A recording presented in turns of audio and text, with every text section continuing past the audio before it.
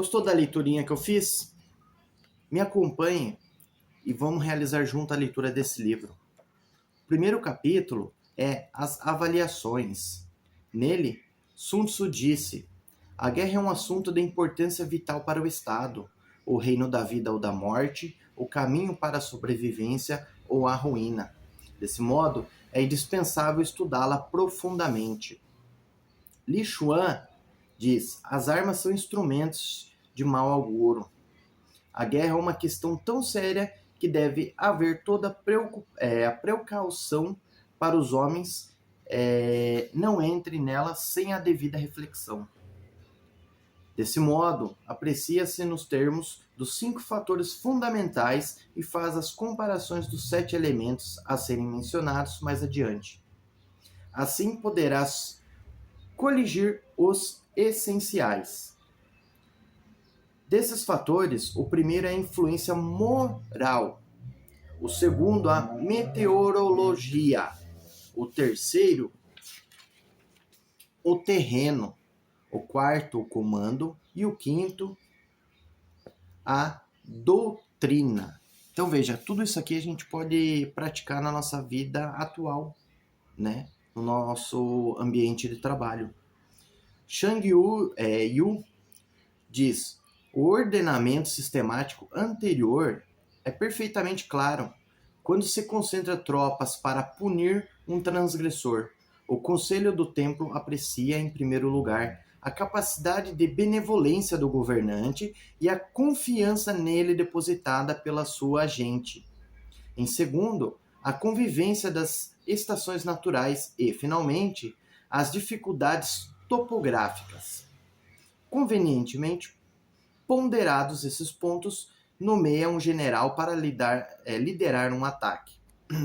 A partir do momento em que as tropas tenham atravessado a fronteira, a responsabilidade legal e o gênero de ordens a dar são transferidos para o general, ou seja, a partir deste momento a responsabilidade é inteiramente do general. Assim como no nosso ambiente de trabalho, a responsabilidade é inteiramente de quem? Do nosso chefe, correto? Por influência moral, quero dizer aquilo que provoca a harmonia entre o povo e os seus dirigentes, tornando-o capaz de o levar a segui-los, sem medo nos perigos fatais para a vida ou para a morte. Shang Yu diz: quando alguém lida com o povo com benevolência, a retidão e nele confia, os exércitos serão unos e gratos por servirem os seus chefes. O livro das mudanças reza: um povo feliz vence dificuldades, olvidando os perigos mortais. Por meteorologia, quero dizer a correlação das forças naturais, a influência do frio invernal ou do calor estival, bem como a condução de operações militares de conformidade com as sazões. Por terreno quero dizer distâncias, e se o espaço pode ser facilmente ou dificilmente vencido, se é aberto ou estreito, quais as suas hipóteses de vida ou de morte. Mei Yao-shen diz: quando se movimentam tropas, é essencial conhecer de antemão as condições do terreno, conhecendo-se as distâncias, poder-se elaborar planos diretos ou indiretos de ataque, sabendo-se o grau de dificuldade de sua travessia, poder-se optar pelas vantagens do emprego da infantaria ou da cavalaria. A ciência de que é aberto ou estreito permite a decisão, enquanto o tamanho da força mais apropriada, a compreensão do local onde a batalha vai ser travada, indicará onde ele deve concentrar ou subdividir as forças. Por comando eu quero dizer os atributos do general quanto à sabedoria, a sinceridade, a humanidade, a coragem e a exigência. Li Xuan diz: essas são as 5 virtudes do general. É devido a elas que o exército o conhece por o responsável. Tumu diz: se for sábio, o comandante será capaz de reconhecer a alteração das circunstâncias e com rapidez agir a elas. Se for sincero, os seus homens acreditarão nas suas recompensas e nos seus castigos. Se for humano, amará a humanidade, simpatizará com os outros e saberá apreciar-lhes o engenho e o esforço. Se for corajoso, alcançará a vitória, agarrando-se às oportunidades sem hesitação. Se for exigente, as suas tropas serão disciplinadas, respeitando-o e temendo-o as punições. Veja só, isso aqui é totalmente aplicável também no nosso ambiente de trabalho, né? Independente de qual seja, na verdade, de acordo com como que é o nosso chefe, é a maneira como a gente age dentro do ambiente de trabalho. Dependendo de como nós formos, né, quando nos tornamos chefes, as pessoas serão com a gente também, não é verdade? Ó,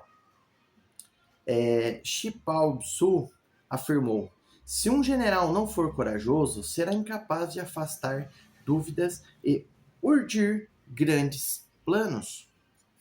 Por doutrina, quero dizer organização, controle, atribuição correta dos postos de comando, ordenação das vias de abastecimento e fornecimento do necessário às suas tropas. Não há general que não tenha ouvido falar desses 5 pontos. Aqueles que os dominam são vencedores, aqueles que não os conseguem são vencidos. Portanto, ao estabelecer-se um plano, aprecia-se os seguintes elementos, sopesando-os com o maior dos cuidados. Se me disserem qual o governante que possui influência moral, qual o mais hábil dos comandantes, qual dos exércitos retira mais vantagem das forças naturais e do terreno, quais os regulamentos e as instruções que melhor são executados, quais são as tropas mais robustas. Shang Yu diz: carros resistentes, cavalos velozes, soldados valentes, armas afiadas, para que, quando os tambores rufarem ao ataque, se sintam felizes, e quando os gongos mandarem retirar, sinta-se enraivecidos. Quem assim é forte. Qual tem os oficiais e soldados mais bem preparados? Tumu diz: e por esse motivo, o mestre Wang declararia: se os oficiais não estiverem rigorosamente preparados, preocupa-se e hesitarão no campo de batalha. Se os generais não o estiverem também, encolher-se inferiormente frente ao inimigo. Qual concede prêmios e castigos de maneira iluminada? Tumu diz: nem uns nem outros deverão ser demasiados. Saberei prever qual dos lados será o vitorioso e qual o derrotado. Um general que se preocupe em empregar a minha estratégia vencerá. Conservem-no. Um general que se recusa a empregar a minha estratégia será com certeza derrotado. Demitam-no. Então veja, se o general seguir os conselhos dele, conserve-no, mantenha ele. Se não seguir, demitam. Uma vez consciente das vantagens dos meus planos, o general terá de criar situações que conduzam à concretização delas. Por situações, quero dizer que deverá atuar com rapidez e de acordo com o que lhe é vantajoso para poder controlar os resultados. Todo guerreiro se baseia na simulação, pelo que o capaz se fingirá incapaz e o ativo aparentará a inatividade. Quando próximo, simule-se o afastamento. Quando afastado, aparente-se próximo. Ofereçam-se engodos ao inimigo e, simulando a desordem, ataque-o. Tumu diz: Limu, um general de chão, soltou o gado acompanhado pelos seus pastores, e logo que Sing-Nu avançaram um pouco, simulou uma retirada, deixando atrás de si alguns milhares de homens, como que os abandonando, como se estivesse abandonando eles. Quando essas novas chegaram aos ouvidos do clã, esse se mostrou radiante e, à frente de sua enorme força, marchou para o local. Limu, que dispusera a maioria de suas tropas à direita e à esquerda, num movimento tenaz, esmagou os hunos, matando mais de 100.000 dos seus cavaleiros. Quando se concentra, fazem-se preparações para o enfrentamento. Evita-se o inimigo onde ele se mostrar forte. Enfureça-se o general confundindo-o. Li Xuan diz: se um general está encolerizado, a sua autoridade pode facilmente ser desfeita. Não dispõe de firmeza de caráter. Shang Yu diz: se o general inimigo é teimoso e dado às fúrias, deve ser insultado e enfurecido para que, irritado e confuso e sem planos, ataque sem preocupações. Aparente inferioridade estimule a sua arrogância, ou seja, finja-se ser inferior, né? E alimente a arrogância do seu opositor, né?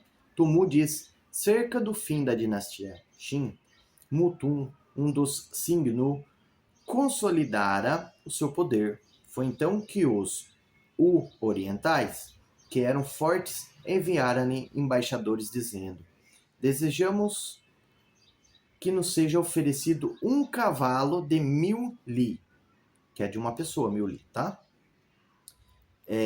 De Touma. Mutum escutou os seus conselheiros que, unanimemente, exclamaram: o cavalo de 1.000 li? A coisa mais preciosa da nossa terra? Não o deis.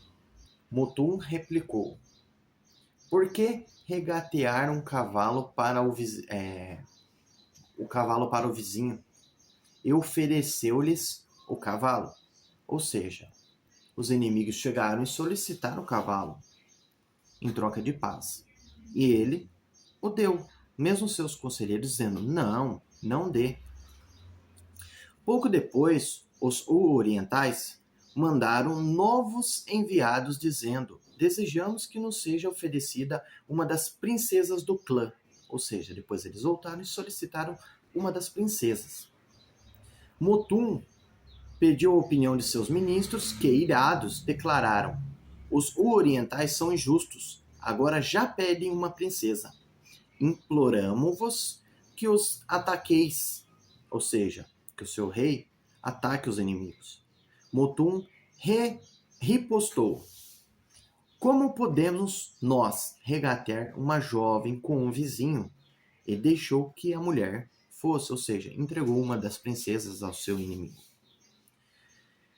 Curto espaço decorreu e já os orientais tornavam dizendo: há 1 milhar de li de terras vossa de que não vos serves. Queremo-las. Ou seja, entregue para nós uma certa quantidade de terra que você não está usando. Mutum conversou com seus aconselhadores. Uns achavam razoável ceder aquele trato, outros eram contrários. Mutum encolerizou-se e gritou a eles: terras são a base do Estado. Como é que podem ser dadas? Fazendo decapitar todos os que haviam recusado a sua oferta, Mutum saltou para o seu cavalo, bradando que quem não o seguisse perderia também a cabeça, e atacou de surpresa os orientais. Estes que tinham em baixa conta não se haviam preparado de forma e foram aniquilados. Mutu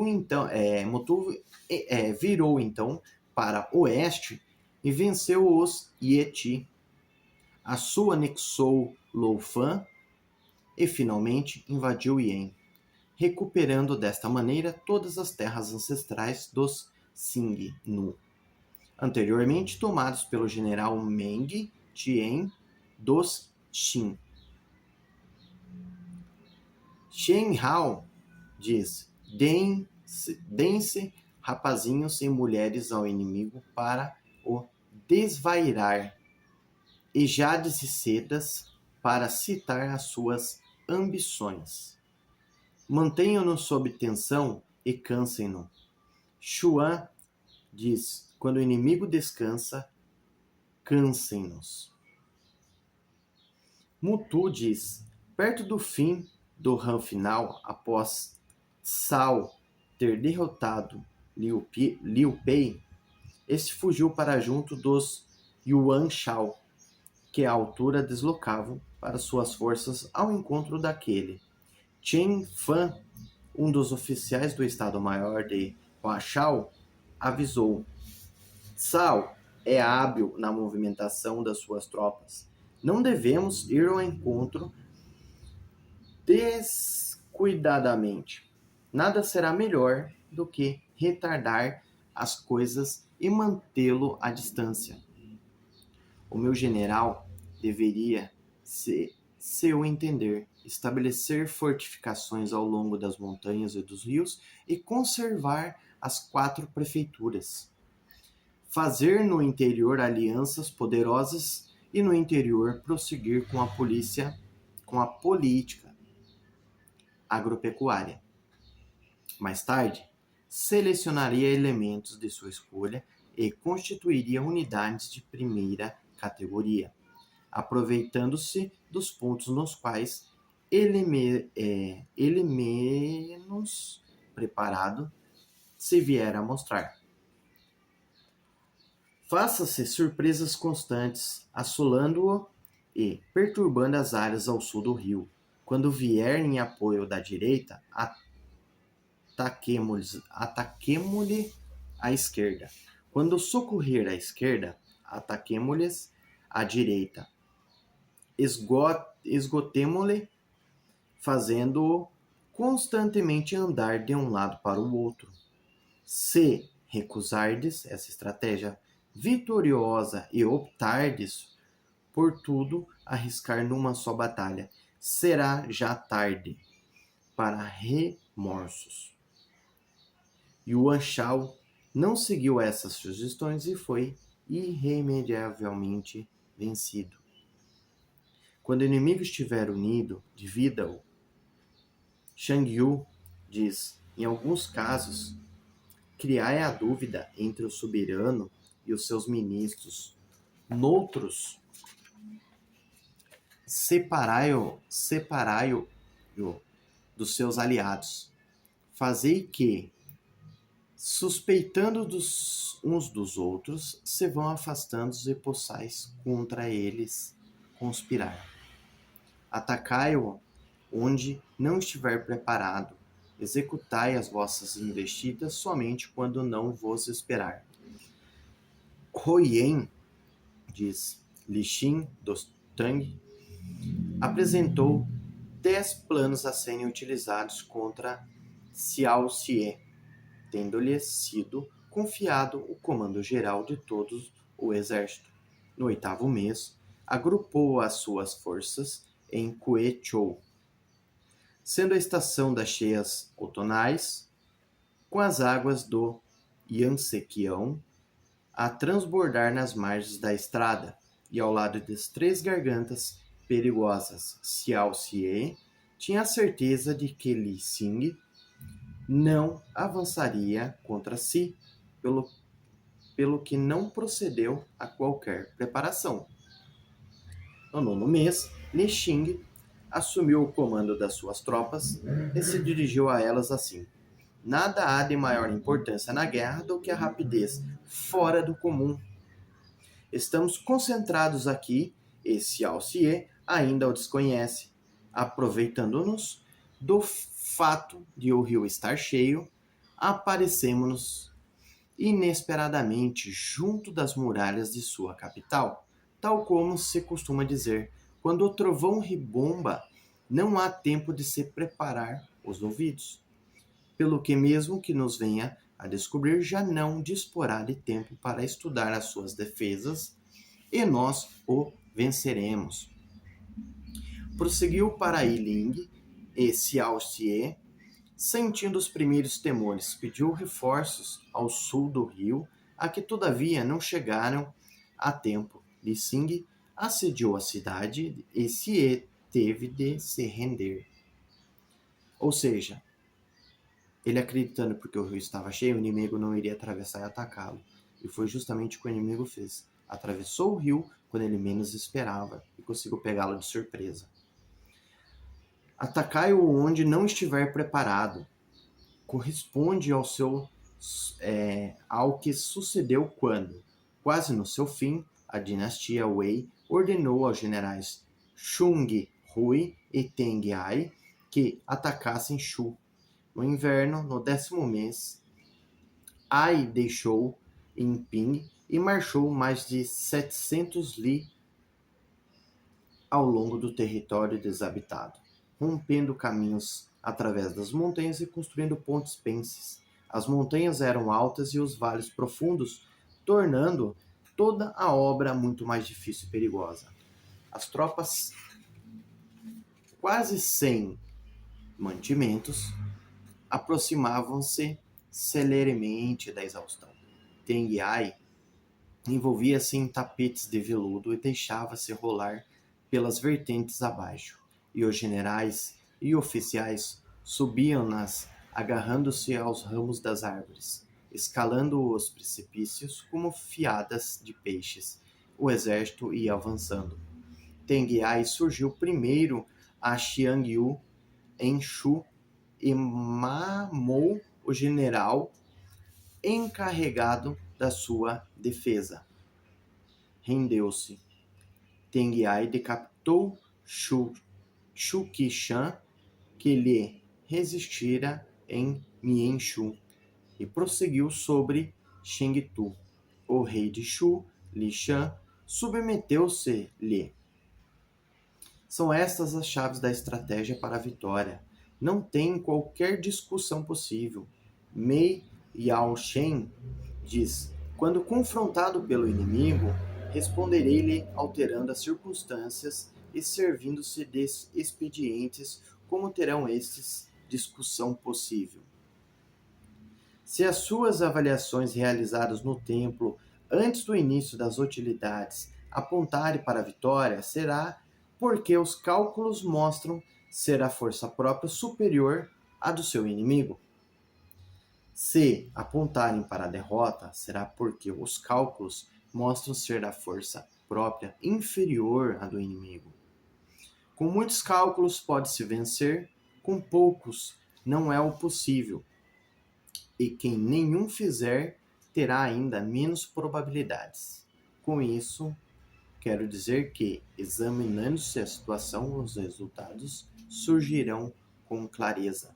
Pessoal, esse foi o primeiro capítulo do livro aqui, ó, A Arte da Guerra. E aí, o que vocês acharam? Assista quantas vezes precisar, dê pausa, analise. Se quiser também, compre o livro, faça uma leitura, vocês irão adorar. Esse livro é muito bom. Eu já li uma vez, já tô lendo agora já pela terceira vez, na verdade, né? Tô lendo aqui a terceira vez com vocês e eu vou ler todos os 13 capítulos aqui com vocês, tá? Peço para que me siga e me acompanhe nos próximos capítulos. Ah, outra coisa, às vezes a língua enrosca na leitura porque os nomes dos chineses não são fáceis de falar não, né? Falou, pessoal. Tchau, tchau.